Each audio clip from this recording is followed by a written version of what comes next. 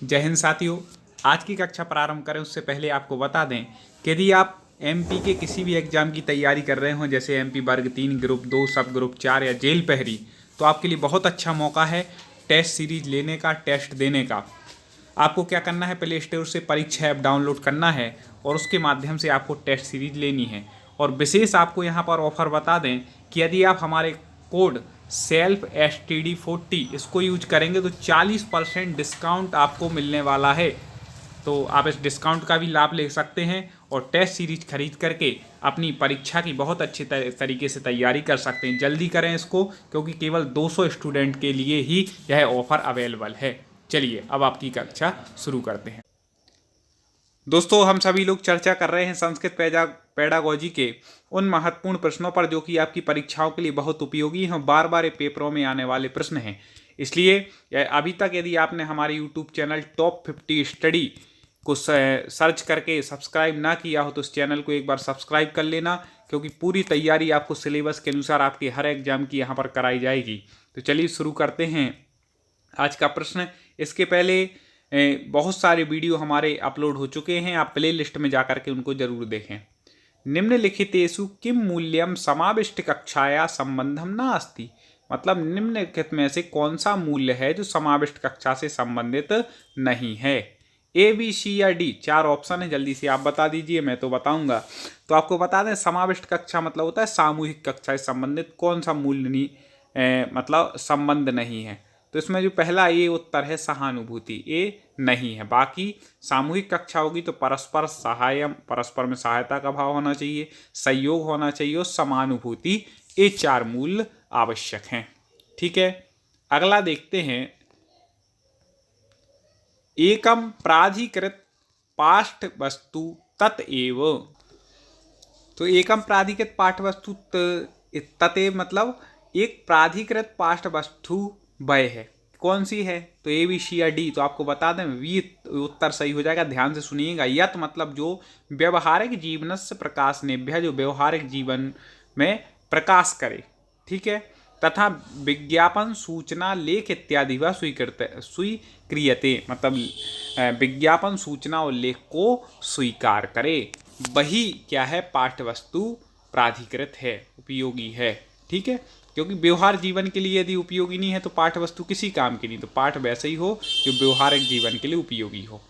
अगला देखें, छात्राः अनुच्छेद संघटनम अवगंतुम समर्था भवेयु इत्यर्थम आवश्यकम। यहाँ कह रहे हैं कि छात्रों को अनुच्छेद संगठन करने में समर्थ होना चाहिए। इत्यर्थम आवश्यक, इसके लिए क्या आवश्यक है कि छात्र अनुच्छेद संगठन कर सकें? तो आपको बता दें कि इसका सही उत्तर हो जाएगा सी, शीर्षक वाक्यम, मतलब उसको शीर्षक, वाक्य का शीर्षक पता होना चाहिए। ठीक है, और विस्तार सहायम योजकानी च, उसके विस्तार में जो सहायक योजक हैं वो भी उसके पास होने चाहिए। ठीक है, आगे देखें। सतत व्यापक मूल्यांकनम, इससे संबंधित 1-2 प्रश्न आते ही हैं, याद रखिएगा। सतत व्यापक मूल्यांकनम इत्यनेन संबद्धा व्यापक इति संकल्पना छात्रस्य वृद्धि विकासांतर्गते खाली स्थान पक्षम ब्रवणोति, मतलब सतत और व्यापक मूल्यांकन के द्वारा संबंध सतत, हाँ 2 शब्द है इसमें, एक सतत और एक व्यापक। तो संबंध व्यापक इति संकल्पना छात्रस्य, जो व्यापक की यह जो संकल्पना है वह छात्रस्य वृद्धि विकासांतर्गते, मतलब छात्रों की वृद्धि और विकास के अंतर्गत खाली स्थान पक्षम ब्रवणोति, मतलब किस पक्ष को कहा गया है, किसके अंतर्गत?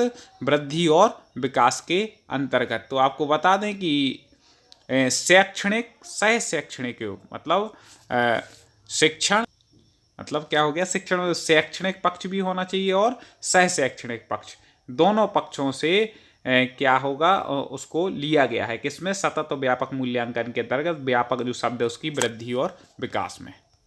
आगे देखते हैं कुछ ऐसे ही महत्वपूर्ण प्रश्न।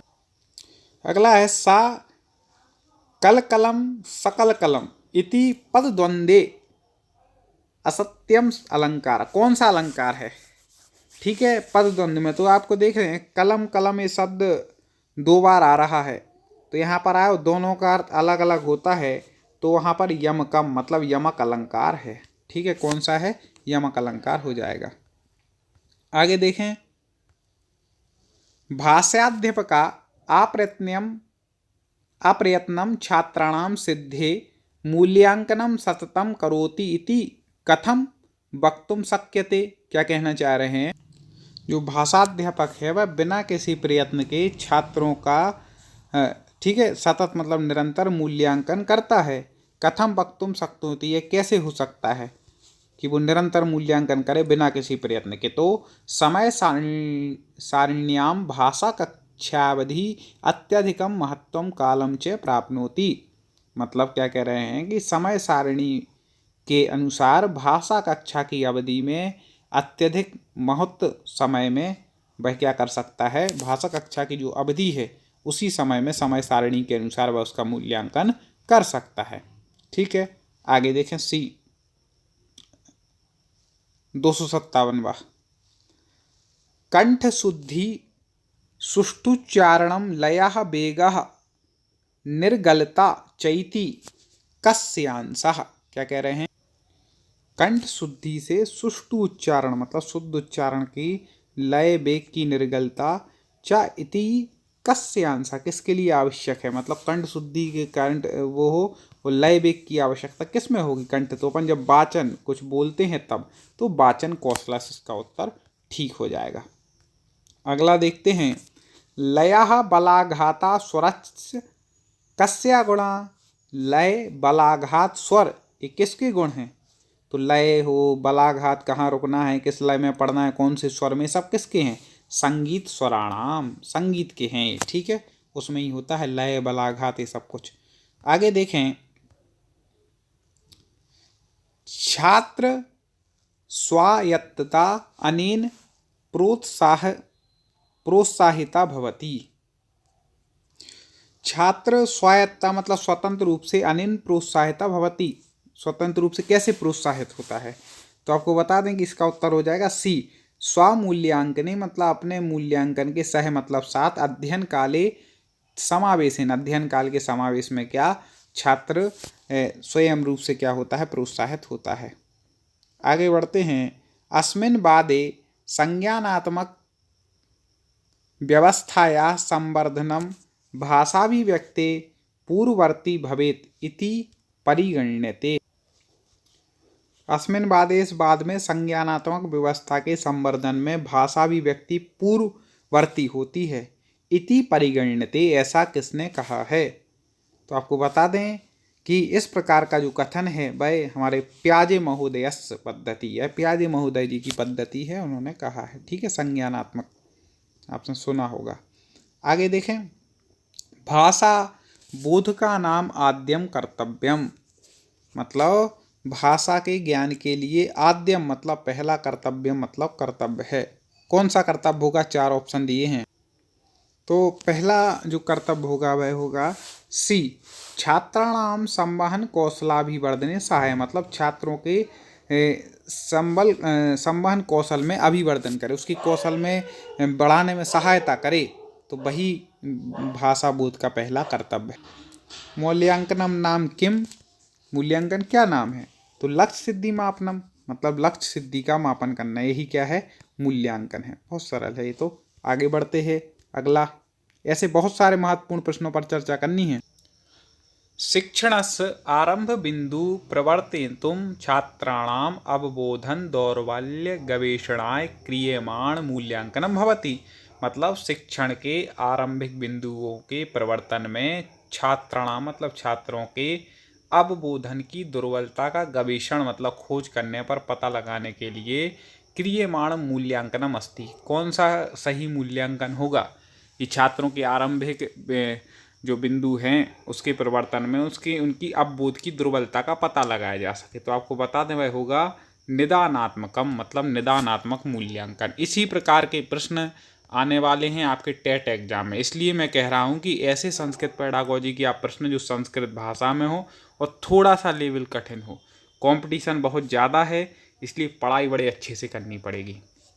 अगला देखें, पाठचर्यायाः ऊर्ध्वगामी प्रतिमानम इत्यनेन अभिप्राय अस्ति। मतलब पाठचर्या जो होती है, पाठचर्या आप सभी लोग जानते ही होंगे, क्योंकि बीएड डीएड किया है तो वो तो जानकारी होगी, उसके बिना तो कुछ होगा नहीं। ठीक है, तो वो तो जरूरी। तो पाठचर्या ऊर्ध्वगामी प्रतिमानम, मतलब जो उसके ऊर्ध्वगामी प्रतिमानम इत्यनेन अभिप्रायस्ति, उससे क्या अभिप्राय है।